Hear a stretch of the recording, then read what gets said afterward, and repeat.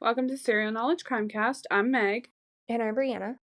In this episode, we dive into the tragic story of Gabby Petito, a young woman who set out on an adventure of a lifetime and never returned. Gabby's case has captivated millions, raised awareness about domestic violence, and sparked conversations on missing persons investigations. But behind the headlines lies a heartbreaking story of a family's loss and a journey toward justice. Let's break down the timeline of events and discuss the lasting impact of Gabby's story.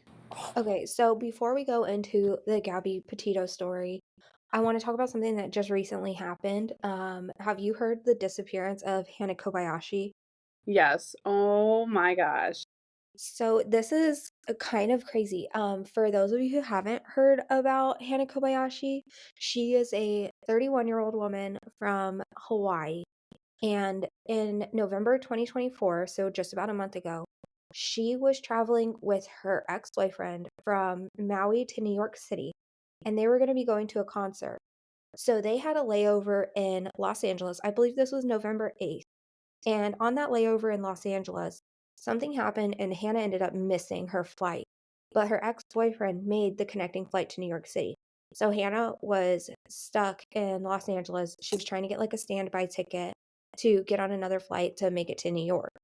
So she ends up having to stay the night in the airport, and they see her on CCTV, and she's there dealing with the agent. She's trying to get like her tickets to go to New York, and then she isn't able to. And then come like November 10th or 11th, nobody hears from her anymore. She had been texting her friends and her family throughout all of this, saying that she hadn't made it, that she was trying to get her flight. And then she's sending like strange text messages that were kind of showing that she may not have been completely mentally stable. And she was saying that she had given all of her money away, basically insinuating that she was broke. And then she also had mentioned that she thought that the Redwoods were calling her name, kind of seeming like she was not wanting to go back because her family was trying to urge her to go back to Maui. So they found on November 12th or 13th, her family reports her as a missing person in Los Angeles. So everybody's out there scouring, looking for her. They find footage of her riding a bus line with an unidentified man. So her family starts a GoFundMe. They're raising all of this money, the family gets to Los Angeles, is on the ground looking for her. And then through the middle of all of this, her father is found dead in a parking garage near the LAX airport. So this is all crazy because they are still trying to find Hannah through all of this. They don't know where she is. And it's just really tragic. And so recently it has come out that before Hannah was even reported as a missing person, she had crossed the border and gone into Mexico. So she's just kind of cut contact with her whole family and has run away. She's a voluntary missing person at this point. But the family now is trying to save more money from the GoFundMe's to continue their searches into Mexico. I need to know, Meg, what you have been thinking about this whole thing because I've been thinking about this all week. Yeah, no, I've been thinking about this like crazy. I mean, my thoughts recently have just been like thinking about, does she know that something happened to her dad? Is she seeing all of the stuff that people are saying? Stuff like that. I think it's tragic. Yeah, I think it's crazy that, she just decided to cut ties and stuff. And then Mm-hmm. I don't know, do you know what like the twin flames thing is? I don't know too much about it. I haven't read too much into it. Yeah, I guess it's some kind of like spiritual group or something like that. And there's like claims that she is allegedly like involved with the Twin Flames group and that she was like going on some sort of like spiritual journey. And so that's why she cut ties with the family because it seems like what happens with this group is like you have to cut ties with everybody and you have to follow this like spiritual journey. So there was like a private investigator who was working not for the family, but he was in Los Angeles trying to find her. And he was the first one that said that I think she's a voluntary missing person because of the fact. Now, there was obviously a lot of things that went into this decision, but one of the things was that when Hannah was seen on the CCTV at the airport, she had her checked bags. if you miss your flight, you don't go get your bags. So they're like, maybe she never even had a ticket all the way to New York. Maybe LA was her last stop or, something like that. But regardless, she ended up getting her bags. And yeah, the whole thing is just super crazy. But he said that he thinks that she's just on a spiritual journey and that that's why she's gone missing. So it's weird because it's like, technically she's not doing anything illegal, but it's like there's so many resources that have gone into attempting to find her in LA. There is so much money that people are donating towards finding her. And it's like, at what point do you like stop? Because it looks like the family wants to continue searching for her, but the family's getting like death threats and stuff. Yeah, and I mean, there's people that are sending money to her as well. And they have every right to do that, especially if they know that she's alive, because we're seeing this stuff like she's, like you said, voluntarily missing. So we have an idea of what's going on. It's all, it's not all facts. We just have our assumptions of her being voluntarily missing. Yeah, exactly. I mean, the only person that knows where she is and why and everything like that is her. Is her, yeah. Yeah, so I think it's so crazy the whole voluntarily missing thing because like I said, just the amount of resources that go into it and the stress that that puts the family through because, thinking of it from like the family side, not only now have they lost Hannah, they've lost the dad. And, that's two tragedies for the family and she's just off potentially doing whatever she's doing. Yeah, it's just kind of heartbreaking a little bit, especially to hear about her dad and again wondering if she even knows. Yeah, yeah, so that's been, like, the most recent case that has been really, like, surprising to me that I have been following because it just seems like there's stuff that keeps coming out of left field about this whole situation. Yeah, so I guess you wanna go ahead and get into talking about Gabby Petito? Yes, so Gabby Petito, this was a case that definitely shocked the nation. Everybody knew about it, everybody was talking about it. Gabby was a 22-year-old from Blue Point, New York. She aspired to be a content creator. She loved traveling.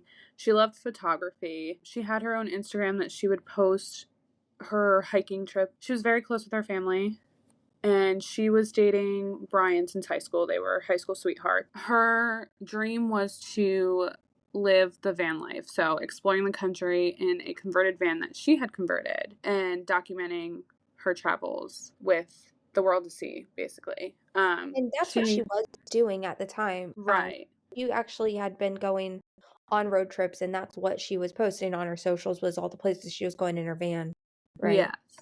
So Brian had planned on going with her on her next round of trips. So they set out on their trip in July, and they visited a few different spots: Monument Rocks, Colorado Springs. They visited the Great Sand Dunes Park, Zion National Park, a lot of these national parks, which looked beautiful in pictures, might I Yeah, and add. these were all primarily out west. Yeah.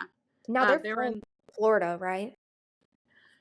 yes. So Brian and his family lived in Florida. Gabby's dad, I believe, also lived in Florida, and Gabby's mom lived in New York. So I guess Gabby may have split her time between New York and Florida. So most of these were kind of in the Colorado and Utah area that they had gone to. And they planned to do this for a few months. And Gabby was going to post about them. And she had started to post about them on her Instagram and doing vlogs and posting on YouTube. And their Um, relationship and all of these social media posts and stuff like that, they looked like they were the normal Happy. happy couple just having a Yeah, great time.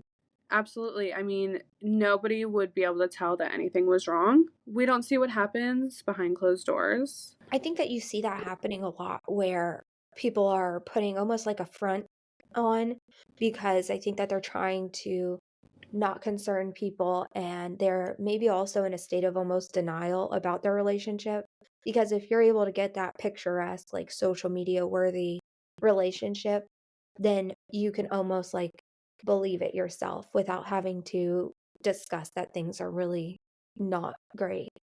Yeah, no, definitely. So About a month into their trip, there was a public dispute involving Gabby and Brian. There were witnesses to this. They had called the police. And this happened in Moab, Utah. Basically, it was them going back and forth, them allegedly putting hands on each other when the police showed up. Now, we had seen the body cam footage of the police officers from Yeah, both she perspectives. she looked just absolutely devastated. She looked like she was really going through it at that point. Yeah, she just looked so emotionally distraught and distressed. But she also said that he never put hands on her. They were separated for the night, but neither one of them was arrested. There was a lot of speculation on if the police did the right thing. One of them should have been arrested. Maybe that would have stopped something from happening to her. So people were talking all about that once that body cam footage came out and they saw how like just emotional she was. Yeah, and I think that's one of those situations where it's as an officer, it's like if nobody's saying that anything was wrong, because I think in that footage, even Brian was like not, he wasn't wanting her to be arrested. Right. That he wanted the police just to de-escalate that situation. Yeah. And I don't think that she wanted to be separated at that point. I think that she wanted to stay with him. So, I don't necessarily think you can fault the police there if they can't put anything on either one of them. Right. They were just doing their job. They don't have any proof that anything had happened. But I do remember in the body cam footage, he said that he had a few marks on him, but he didn't want her to be arrested. And I just kept thinking, like, this was probably the first time that something like this ever happened. And it's just sad thinking about what we know and how that was probably the first and the last time something like that happened. After that incident, a few weeks later, Gabby's mom had gotten a text message at the end of August from Gabby's phone, and it was referring to Gabby's grandfather as Stan, which was his name, but that's not what she called him. Knowing that and seeing that, like, she was probably gone by that time, it's just, I'm sure her mom was feeling some type of way. Yeah, and I think that Gabby was one that she didn't go out of communication. She was frequently a poster on social media. She was frequently in contact with her family. They knew where she was most all the time. I'm pretty sure she like kept up with her mother and posting on social media, like her mother, her family could all see that. They knew where she was. And so I looked, like, I was actually looking back on her Instagram recently and I noticed that some of her posts were edited after she had gone missing. And I just, like, something kind of just didn't sit right about that. Yeah, I mean, because it's clear that she was not in possession of her phone because there was more text messages that had come around too in the weeks following or the days following the message to the mom. So it definitely would make sense that messages on Instagram or posts on Instagram would have been altered as well. Yeah, a few days after that first text message was sent, the one about her grandfather, her mom received a text from her saying no service in Yosemite, which is another national park. Along this, when this whole case had come out and they were doing interviews and stuff, her godmother was interviewed. And I don't know if you ever saw this interview, but her godmother was probably one of the only family members to speak to the press and stuff like that besides her dad. But I mean, I don't really blame anybody. So her godmother was interviewed and said that because she had the itinerary of Gabby's trip, so she knew where Gabby was going to be going, and Yosemite was 300 miles in the opposite direction of what her itinerary said. I don't think she was suspicious at the time, but after not hearing from her and her being a missing person, then it all started to make sense. That was also 5 days after she posted her last photo on Instagram and then wasn't heard from again. So that's when all the suspicion really started rising. Beginning of September, Brian shows up to Florida without Gabby in the van that they were traveling together in. It's literally like a day after that message was sent. Now he's back in Florida, and Yosemite, I mean, is far from Florida. Yeah, Probably, I think that would have been like almost a 36, 40-hour drive. yeah, something like that. You I mean, it was physically couldn't have done it in a day. right. So they started the search for Gabby after that, because after seeing that Brian came home without Gabby in the same van that they had, that's when everything started all coming together. Yeah, They I'm sure started that that raised a lot of alarm bells for the family because that indicates to them, like, she's there without her transportation and her basically her house at that point. She's right, homeless without transportation wherever she is, not communicating with anybody. right. How's she gonna get home at that point? Her family reported her missing a little while after that. And then that's when the case really gained media attention. We had the hashtag on social media, hashtag finding Gabby, going around. Everyone was looking for clues. Everyone was pointing fingers at Brian. He was not a suspect at first. I think he was. They just didn't have enough proof that they can make him a suspect. He was just a person of interest. I think Brian's refusal to speak to the authorities was part of why he wasn't immediately a suspect because they didn't have anything that could or could not clear him.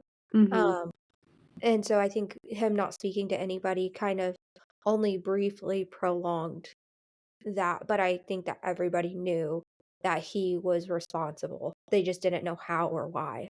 Yeah, I mean, I think after that, not sure how too long after that is when the police footage leaked from the altercation that they got into. And that's when everyone really started pointing fingers at Brian. The search continued for Gabby, and a few weeks later, her body was found. Now, in the time that they were looking for Gabby, I do remember that there was another case that was solved as well. There were these two bodies that were found in around the same area that she had been at. So a lot of Yeah, people were like, oh my God, that was Gabby and stuff like that. they found her in Grand Teton National Park, right? And that's where they found the other bodies. Yeah. I'm not sure like how close exactly, but it was in the same park. I think people underestimate exactly how large national parks are. So I think you could go to just about any national park and Hmm. find a body I'm somewhere. sure. Yeah. So I think that it's not unrealistic that there was other bodies out there to have been Absolutely. found during this. And I also remember that there were people that had like camera footage from Grand Teton that they had shared that where they thought that they saw like Brian or the van in that area, and I believe that that is about where her body was found, was where that video footage was taken of that van. I do remember that. That, like, and even now just gives me chills because I'm like, these people were near all this stuff, but like, just imagine how those people were feeling seeing that footage that they didn't even really think anything of until this case. Yeah, and it's one of those things where it's like you never know what is going to be important until it's too late sometimes. And the other thing that I think is weird is that, this national park wasn't even on their itinerary that they had originally. So they had obviously at some point strayed from what they had planned to be doing. Yeah. And so I also wonder, was this intentional or did, Brian take her there because he thought that they weren't going to look for her there? Like it does make me wonder those kinds of things because it wasn't I if I was the family of somebody that was missing and they had sent me exactly where they were going to be, those are the places that I would look. Yeah, I definitely agree. I do think, going back to what you said about maybe him trying to just take her there because he thought nobody was gonna find her. I feel like it's a possibility, but, like, was it premeditated or was it just in the heat of the moment kinda thing? Yeah, and I think so whenever they discovered her body, right, they determined that her cause of death was manual strangulation. So I think that that tells you almost that it was a Heat of the moment. decision, yeah, that you didn't really think it through. And whenever they found her, they discovered her on September 19th. It said she had been there for about 3 to 4 weeks. So, I mean, obviously before Brian even got back to Florida, she had been dead. We feel like he was the one that was sending those text messages because it all made sense when all this had come out. Yeah, it seems like he was really trying to create an alibi for her, for himself, mess up the timeline of everything, and again, maybe even reposition himself into a different location that was less suspicious. Now, I do want to backtrack a little bit. When they were doing the search for Gabby, they were looking for Brian. He was using like her debit cards and stuff like that after she had already been dead. I don't know how he would have gotten out of that because once they found her body, they were going to figure it out. After they had her body and determined her cause of death and everything like that, I think that's where it really started to heat up trying to get to Brian Laundrie from the police perspective, right? Yeah, at that point, they pretty much had probable cause. They issued a warrant for his home on September 20th, and he was not there. He was last seen on September 14th at his family's home in Florida. He told his family he was going hiking, and he was never seen or heard from again until they found his body a month later. So he had killed himself, and like I just felt some type of way about that. Well, his family is, first off, I think his family is a huge factor into all of this because I find it so unusual that the family was the one that went and almost immediately found his body. Out of all of those investigators that are out there looking, out of all the police efforts that are out there finding him, it was like they went out to, I think it was the Carlton Reserve, and they basically went straight to him and they found his belongings. Yeah. They One of the big things was the notebook that they had found. I know there was a little bit of stuff released, but part of it was him admitting to killing Gabby. Yeah, and was the notebook what contained that letter from his mom, that the burn after reading letter from his mom? I believe so, either that or it was like included with the notebook. Yeah, because that letter was before she had gone missing, but it was just strange because this family was so unwilling to help. So if my children were in a relationship and their partner goes missing, I'm going to be doing anything and everything like that's my own child. And in the letter, the mom wrote, I just want you to remember I will always love you, and I know you will always love me. You're my boy. Nothing can make me stop loving you. Nothing will or could ever divide us, no matter what we do or where we go or what we say. If you're in jail, I'll bake a cake with a file in it. If you need to dispose of a body, I will show up with a shovel and garbage bags. Like, that is insane behavior to me. Yeah, I mean there's a level to protecting your kids. We say these things that we would only do so much for our kids, but to what extent? Like I don't know unless this actually happens, you know? So like I just feel like if the parents knew about it, they should have just owned up to it because now you're putting a target on your back. And Yeah, now and everyone's against you because they feel like you knew about it because you're not owning up to anything. yeah, and there's really not a doubt in my mind that this family knew, because they would not speak to anybody, and I think they almost instantly lawyered up, and They lawyered up as soon as he got home. yeah, and I think that you should have a lawyer whenever stuff like this is going on, but also it typically points to a pretty strong indicator of how this situation is going to go and how the situation is going to turn out. And as the parents, I get it, they want to protect their son, but also there's those are his actions that he needs to face the consequences for. Absolutely. And had he just owned up to it in the beginning, he'd still be alive. And I'm not saying that, I feel for this family. They lost their son. I'm sure they would have much rather him been in prison than dead. I personally feel like he just took the easy way out. It says that his remains were found, obviously, but I also know that there's a lot of people that aren't convinced that those were his remains that were found because it says that it was a self-inflicted gunshot wound that he died from. But yeah, I've seen a lot of people that don't think that it was actually him that they ended up finding there. I do remember that when it first came out, especially because the only thing that they had to go off, I'm pretty sure, was his teeth because he was so, like, badly decomposed. Yeah, he had been underwater, I guess, for a Right, while. because it had, like, flooded or something over there. Yeah, and this place was the Carlton Reserve was, like, relatively close to his parents' house as well. And yeah, I mean, this was like it was October 20th. So he returns on September 1st. His remains are found on October 20th. He had been out there for He a month left and a half. September 14th.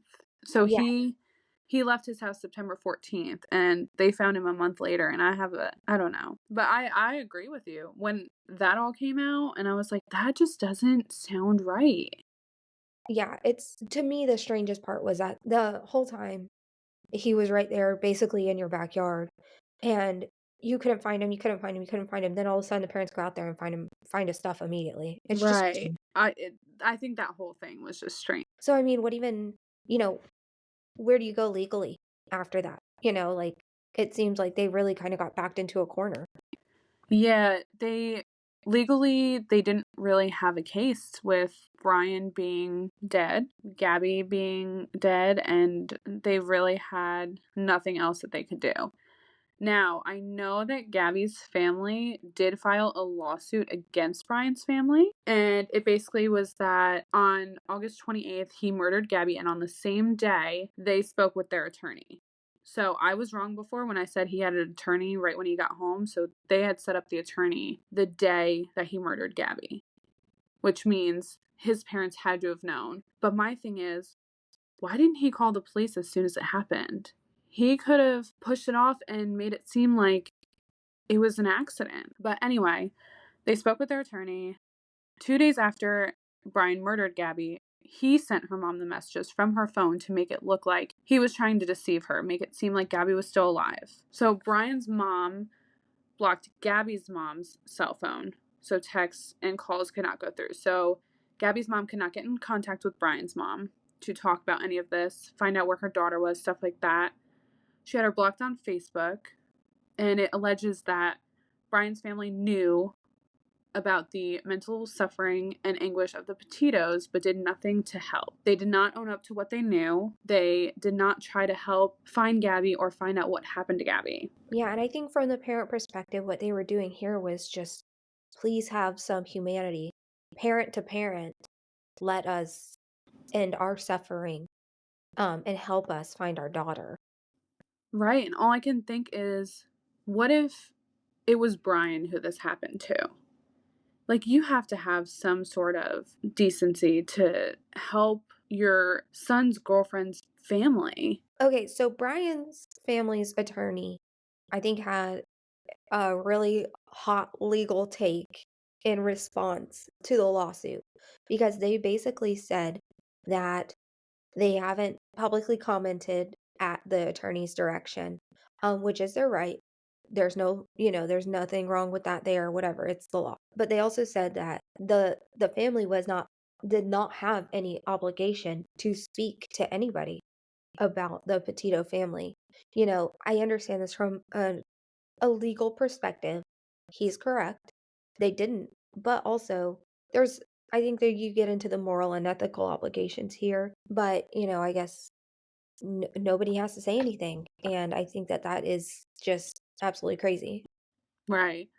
I just feel like even a text message to Gabby's family would have made them feel even a little better. I'm sure they could have done that. I'm sure the lawyer could have figured out a way for them to text something without drawing any suspicion or anything like that. Yeah. And the Petito family, I think that in this situation, they were really just trying to get some sort of legal backing to this situation because they even ended up suing the Moab Police Department.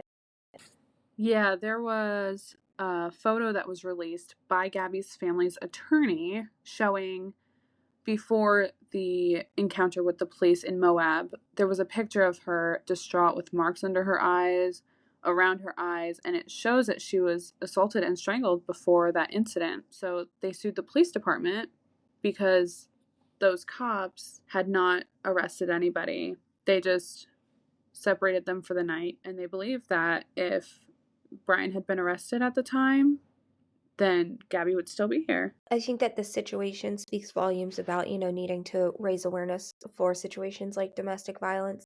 It's so hard because women oftentimes, and domestic violence occurs with men as well. And I think that people don't want to speak out about it. I don't think that they want to let people know that they're suffering or that they're struggling. And I think that people are scared to go and tell law enforcement that something's happened in fear of retaliation. And, it's also one of those things where statistically, when you leave a domestic violence relationship, that is the most dangerous point, and I think that a lot of people are aware of that statistic, and I think that they're scared to do that. I think it's almost they feel safer staying because they can almost control the situation. They know what to expect. Following the tragedy of Gabby, her parents have decided to use that to raise awareness about domestic violence, missing person cases, specifically how they're being handled, and the importance of addressing abusive relationships before they escalate. They've spoken out publicly about how domestic violence warning signs were evident in Gabby and Brian's relationship. Like we said, they seemed like the happy couple on social media, but then with that picture coming out, I feel like something should have been done. This is one of those where it highlights the need for better training whenever it comes to the police, better public awareness, better resources, and access to those resources. I just want to say that I do feel for those police officers because after all this happened, they probably just were thinking, oh my God, we could have done something to prevent this, and we didn't.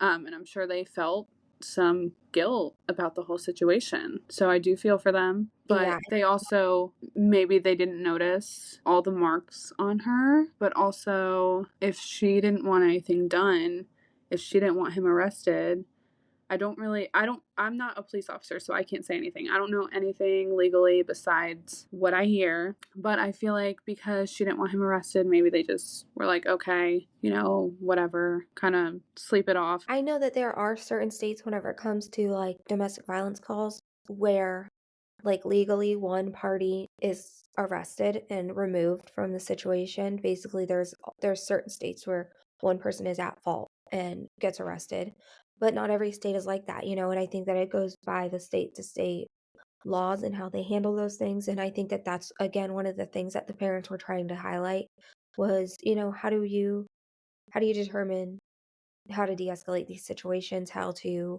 get get help and intervene. Yeah, and I do think, like you said before, that I'm hoping that this gives them the training, the police departments, the opportunity to get the correct training for these domestic violence situations before they escalate. This brought out something that maybe is not discussed as much, and I think that that is younger people that are going through domestic violence because at this time Gabby was only 21 or 22 years old, and I think that people tend to undermine domestic violence in younger relationships, but it is just as prominent. Teen violence, teen dating violence, statistics are through the roof.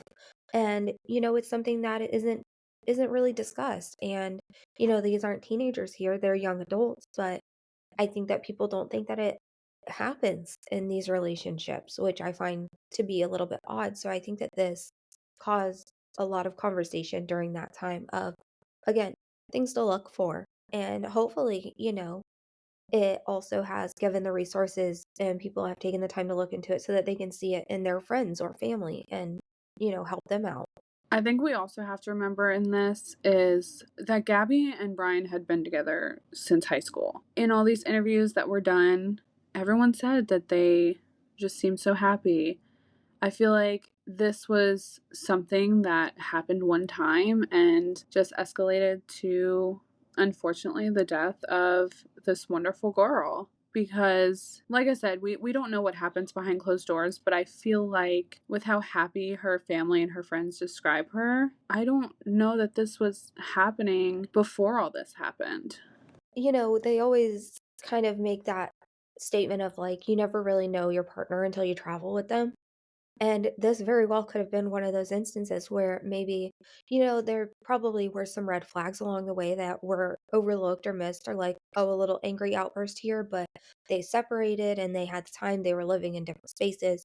Whenever you're out there with somebody and it's just you two and you're in a confined space for so long, definitely can see a different side of somebody than you thought that you did. If you or someone you know are experiencing domestic violence, please reach out to the Domestic Violence Hotline by calling 800-799-7233 or texting BEGIN to 88788. Thank you for tuning in to today's episode. Don't forget to subscribe, share, and leave us comments if you have any thoughts, opinions, or questions about any of the cases that we covered today. On our next episode, we are going to be discussing various missing persons cases.